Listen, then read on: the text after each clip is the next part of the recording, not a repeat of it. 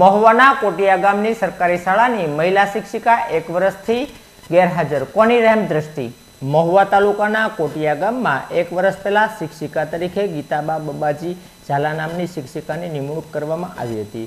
ત્યારથી આજ દિવસ સુધી આ શિક્ષિકા સ્કૂલ પર પહોંચી નહોતી। ત્યારે આ પ્રશ્ન ઉઠતા આ કોની રહેમ દ્રષ્ટિથી આ મહિલા છેલ્લા 1 વર્ષથી ગેરહાજર રહેતી હોય તેવો પ્રશ્ન ઉઠવા પામ્યો હતો। તેની સાથોસાથ બાળકોનું પણ ભવિષ્ય અંધકારમાં જતું હોય, જેના અનુસંધાને સ્થાનિક લોકોએ આ શિક્ષિકાને આ જગ્યા ઉપરથી દૂર કરી અન્ય શિક્ષકની ભરતી કરવાની માંગ કરી હતી। આ ગીતાબા બબાજી જેવા આ ગુજરાતની અંદર 10 થી 15 શિક્ષકો ઘરે બેઠા બેઠા પગાર લે છે અને સરકારના પૈસા હૈયા કરે છે।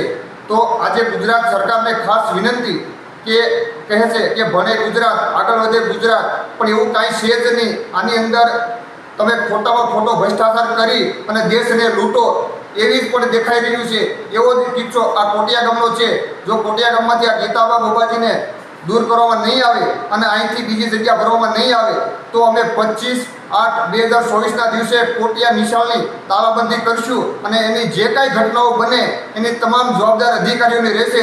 પ્રાથમિક શાળા, અમારી કોટિયા પ્રાથમિક શાળાની અંદર 105 બાળકો અભ્યાસ કરે છે। એમાં ધોરણ 6 થી 8ની અંદર કુલ 40 બાળકો, 20 બહેનો અને 20 ભાઈઓ અભ્યાસ કરે છે। 6 થી 8નું કુલ મેકમ 3નું છે।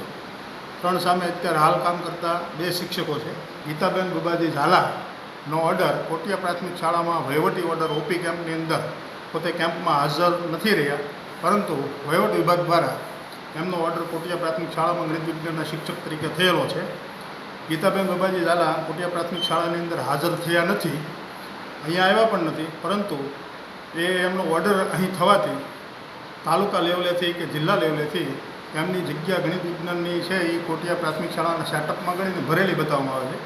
તો ગીતાબેન બબાજી ઝાલા છે એમનું યોગ્ય કાર્યવાહી કરી અને કોટિયા પ્રાથમિક શાળાની અંદર ઘણા સમયથી ગણિત વિજ્ઞાનના શિક્ષક ન હોય, બાળકોનું શિક્ષણ બગડતું હોય માટે તાત્કાલિક ધોરણે ગણિત વિજ્ઞાનની જગ્યા કોટિયા પ્રાથમિક શાળાની અંદર ખાલી બતાવવામાં આવે અને હવે પછીની ભરતીની અંદર કોટિયા પ્રાથમિક શાળાની અંદર ભાષાની અને ગણિત વિજ્ઞાનની બંને ખાલી જગ્યાઓ છે એ ઝડપથી પૂરાઈ જાય એવો અમારા વિભાગ દ્વારા પ્રયત્ન કરવામાં આવે એવી નમ્ર પ્રાર્થના।